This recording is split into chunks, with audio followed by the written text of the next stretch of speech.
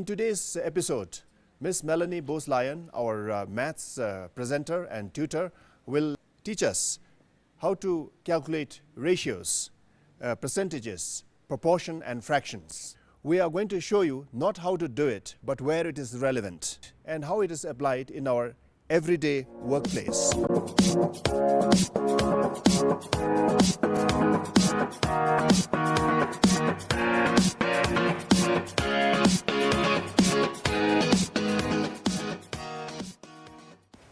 So we begin our journey looking at maths in the workplace at the car wash. And the reason we're here is because it provides an excellent opportunity for an adventure that you could get involved with at home during the holidays. Imagine that we've got 3 Class 9 pupils. And those Class 9 pupils are called Jamyang, Tinley and Ugyan.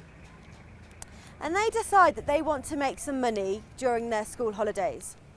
And what they've decided they're going to do is they're going to set up a car wash outside one of their houses. And they've decided that they're going to charge 100 new to wash a car. And this is a very successful venture. Between the 3 students, they managed to wash 20 cars in one day. So let's start off by looking at how much money those 3 students made in that one day. So the total amount of money that they managed to raise on the first day of this venture is 2,000 new, which, as you can see, was a very successful day for the 3 students. And they couldn't decide whether they should just divide that amount of money by 3. But the problem was this. We had Jamyang, and Jamyang worked a total of 5 hours at the car wash. We had Tinley, and Tinley worked a total of 3 hours at the car wash. And we also had Ugyan, but Ugyan had a lot of other things to do that day, friends to see, and he only worked a total of 2 hours at the car wash. So they thought it wasn't fair to just split that money into 3, because Jamyang did a lot more work than the other 2. So first of all, let's have a look at how many hours total the 3 children worked. So if we add these up together, we can see that we've got a total of 10 hours that were worked during that day. Now let's have a look at the proportion that Jamyang worked. The proportion of the total that Jamyang worked was 5 out of 10 total hours. Proportion, remember, means out of the whole. So let's have a look at what Tinley worked. Tinley's proportion was 3/10 of the total amount of hours that were worked. And Ugyan worked a total of 2/10. We can now use these proportions to work out how much of the 2,000 each child should receive. So let's start off with Jamyang. We need to know 5/10 of the 2,000. That's what Jamyang should get. Tinley should get 3/10 of the 2,000 new, and Ugyan should get 2/10 of the 2,000 new. Okay, can we remember how to work out a fraction of an amount? Well, the first thing that we need to do is we need to take our number and divide it up into the number of parts we've got. So we take our 2,000 and we divide by the fraction, which is 10. So 2,000 divided by 10 is 200, multiplied by 5 gives us 1,000. So Jamyang has earned 1,000 Notram for the day. Now let's have a look at Tinley. Take the 2,000 divided by 10 gives us 200 again. Multiplied by 3 gives us 600 new that Tinley has earned. And Ugyan 2,000 divided by 10 is 200. Multiplied by 2 is 400 new that he's earned. And to check that we're correct, if we add up these three values, they must make the total amount that we've earned from the car wash. So 1,000 plus 600 makes 1,600, plus 400 makes 2,000 new. So you can see we've worked out exactly the correct proportions of money that each of the three children should take away from that day's work. And that is an example of where maths is relevant in the workplace.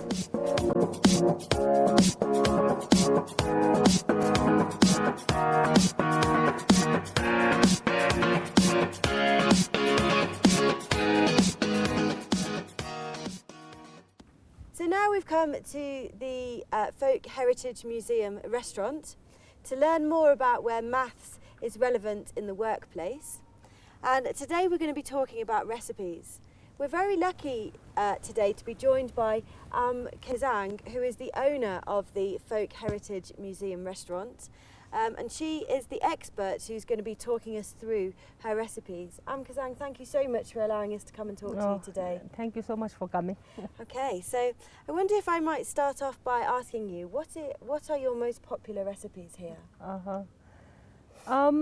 Actually, like, I just cannot pinpoint and say this is popular because we deal very much in seasonal foods. Yes. And then the Folk Heritage Museum restaurant, in collaboration with Narayana Foundation, Yes. we are trying to revive Bhutanese food culture and especially revive recipes that are disappearing. Yes. I cannot exactly say which is popular.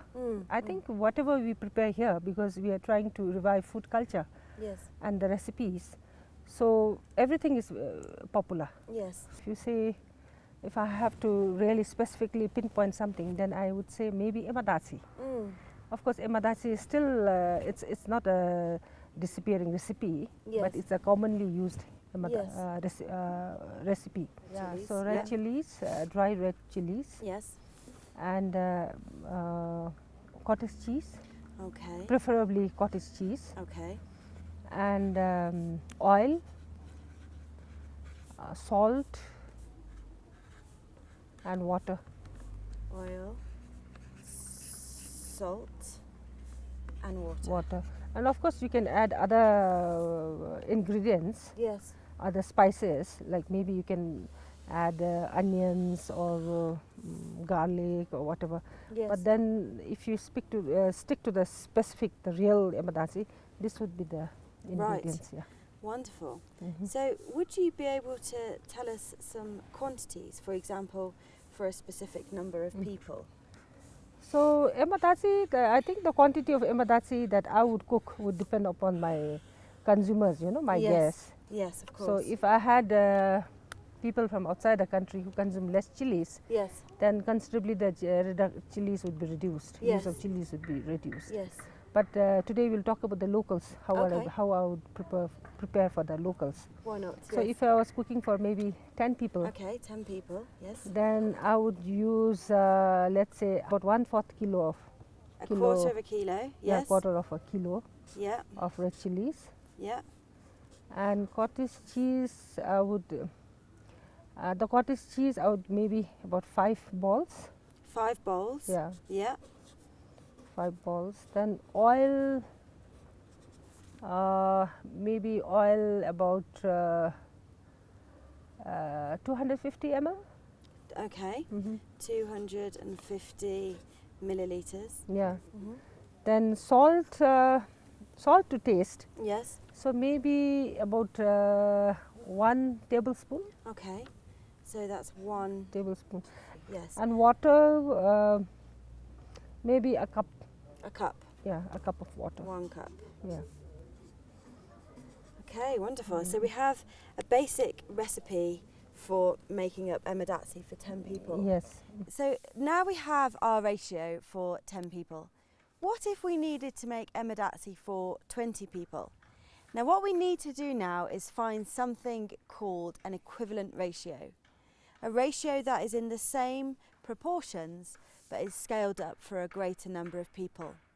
Now, what's very important that we remember when we are scaling ratios, finding equivalent ratios, is that we cannot just add or subtract numbers. Scaling means we must multiply or divide the ratio numbers, and I'll show you what I mean. So let's say that we needed to make this emergency for 20 people. First of all, I look at the information that I have.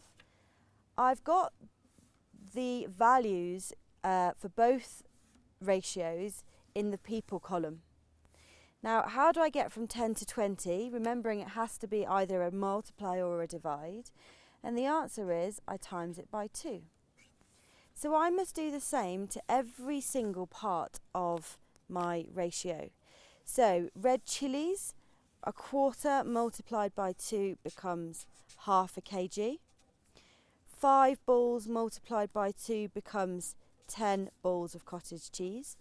250 millilitres of oil becomes 500 millilitres of oil multiplied by 2.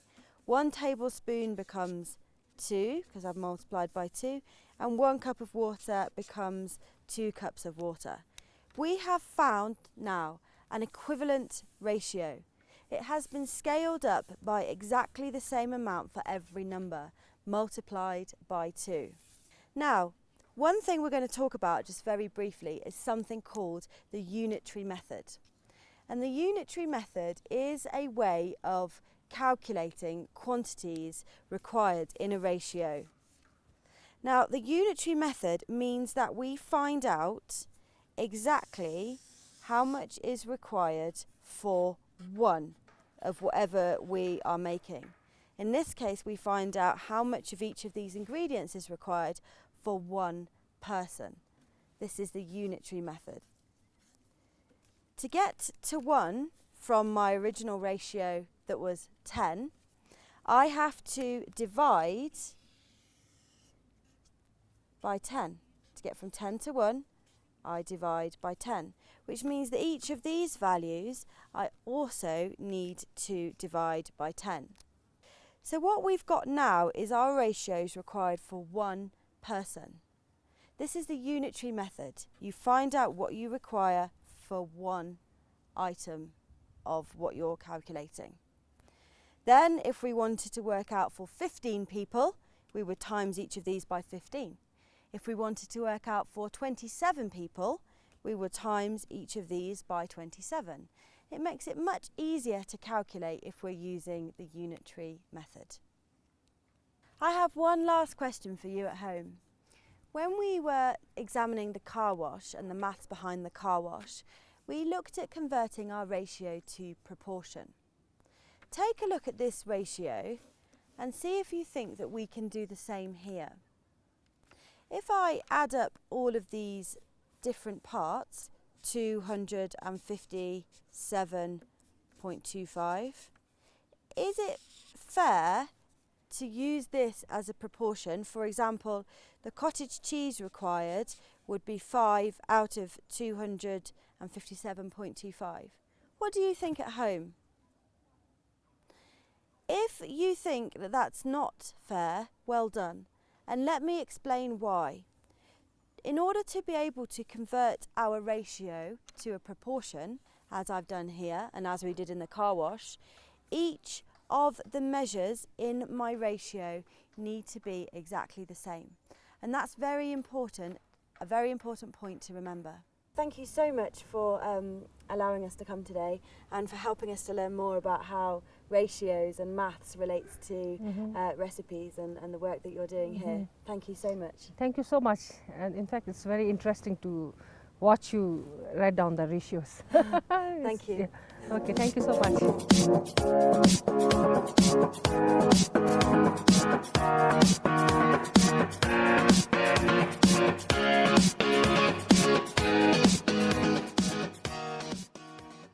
So here we are at the Druck Chap Chap RMC batching plant, and we're here today to learn more about maths on the job and how this time maths is linked to mixing concrete. We're very lucky today to be joined by the owner of this batching plant, and that is Mr. Aum Kesang, who's going to talk us through how to make concrete. So, Mr. Sonam, it's nice to meet you. Thank you very much for joining us today. I wonder if you could tell us a little bit about how your plant works and also how we make concrete. When we sell concrete, we sell in terms of cubic meter of a concrete. So what constitutes 1 cubic meter of a concrete, if I tell the materials is first is the cement, then would be stone chips,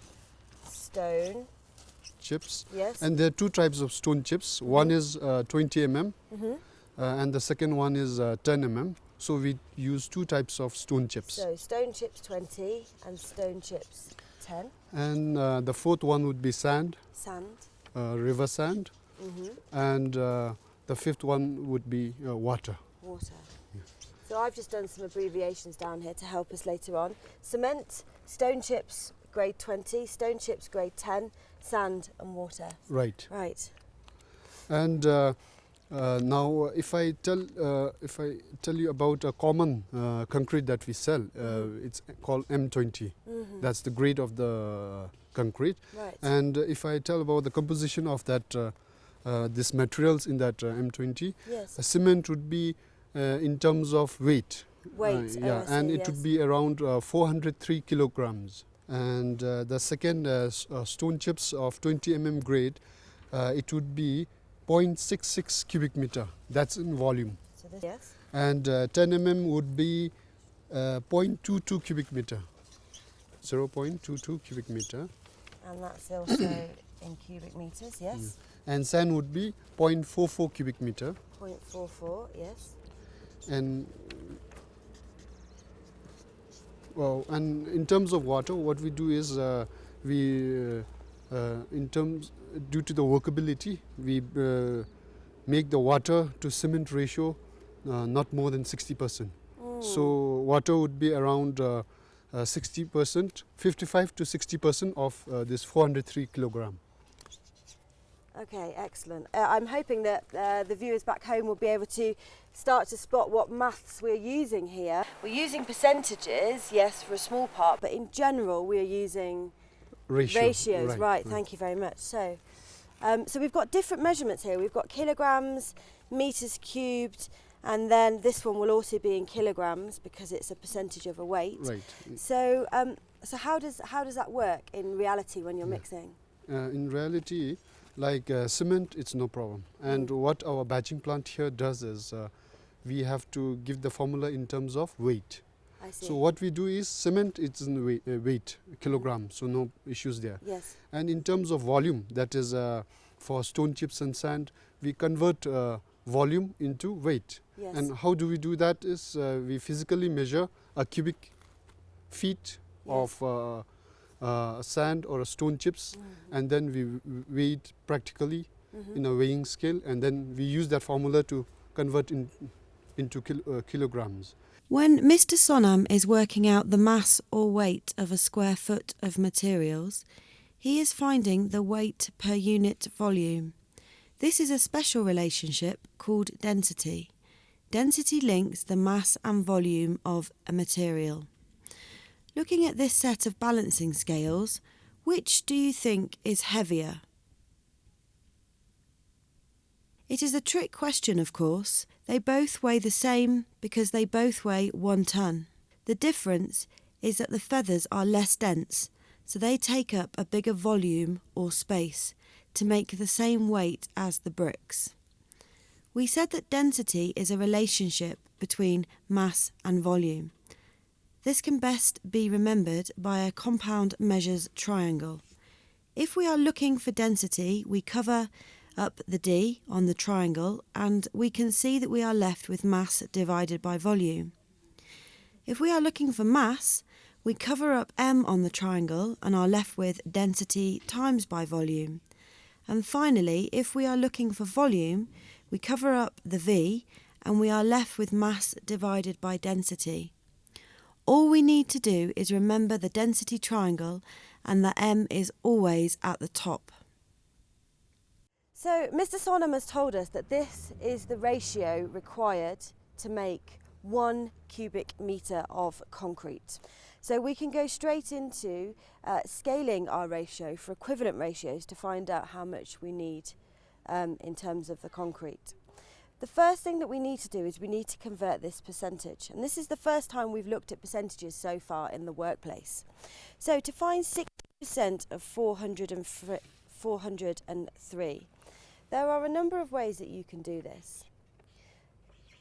If you take the value that you want to find the percentage of and you divide it by 100, you will find 1%, if you remember percentages out of 100. And then I don't want 1%, I want 60%, so I can multiply by my answer by 60. So the amount that we'll need of water is 241.8. So now we can fill in all the rest of our ratios: 0.44 of sand, 0.22 of grade 10 stone, 0.66 of grade 20 stone, and 403 kilograms of cement, and that all makes 1 cubic metre of concrete. Now remember that because these are not in the same measurement, so we've got some in kilograms, some in metres cubed, we cannot look at this as a proportion problem, but we can use equivalent ratios to scale this up for different measurements of concrete. Let's say that we required 22.5 metres cubed of concrete. To get from 1 to 22.5, we have to multiply by 22.5. So that is what we would do to each number in our original ratio. And that is how equivalent ratios are relevant when we are mixing concrete. So, Mr. Sonam, thank you very much for giving us your time today to show us how maths is relevant in the world of construction, and particularly how ratios are relevant in making concrete. Thank you very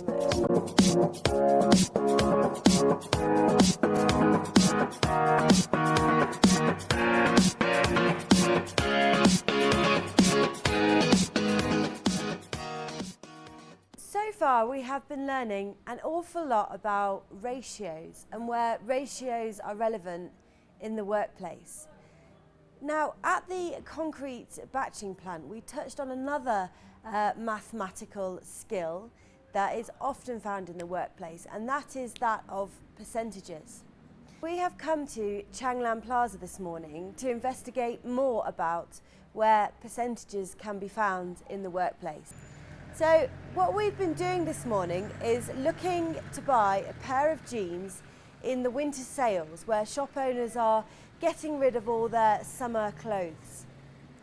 And we have found one pair of jeans, the same pair of jeans, that's being sold in 2 different shops.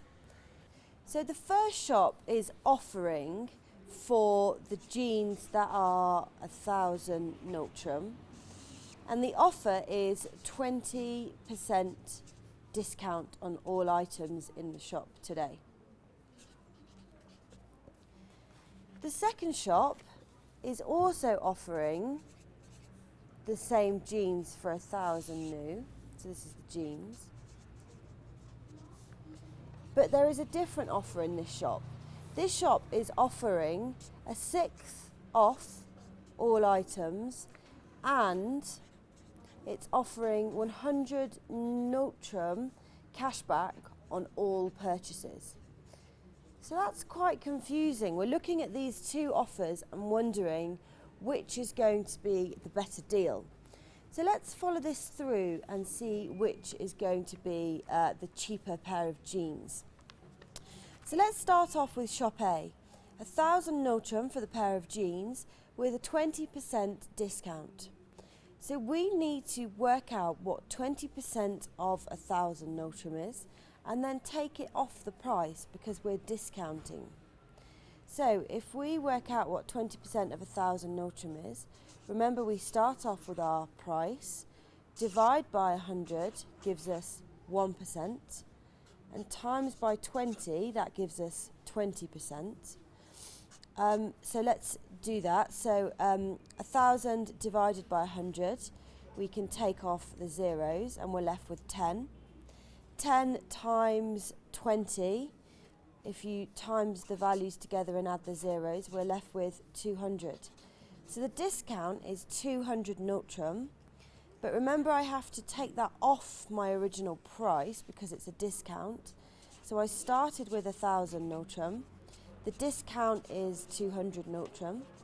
So the total cost of the jeans in shop A would be 800 Notrum.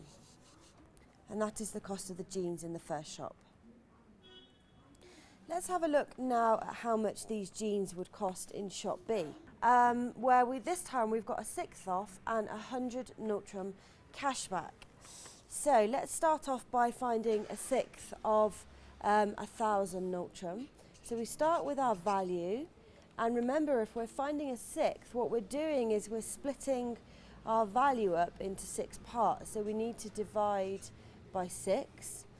So let's try that, 1,000 divided by 6, and we get 166.67 rounded up. So remember that value is taken off because it's a discount. So we need to do our original value, take off the discount that we found. So if we do that, we will find that we get a total price for those jeans of 833.33 Notrum. But we've also got 100 Notrum cashback on every purchase, which means that we are going to be given 100 Notrum back if we spend this money, which basically means that we're getting another 100 Notrum off the price. So the total cost of these jeans is going to be 733.33, which really is 733 Notrum. So this is the cost of those same jeans in shop B. So we can quite clearly see now that by following the 2 sets of maths through, we have worked out which shop is going to be cheaper for that same pair of jeans.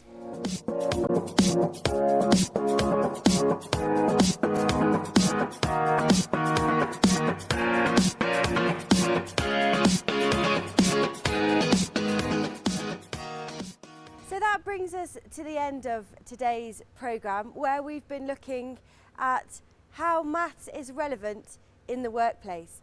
We've had a whistle-stop tour today of 4 different types of employment, and we've looked at where ratio, fractions, proportion and percentage all fit in to the working world around us. Well done for watching today, and we'll see you next time. Goodbye.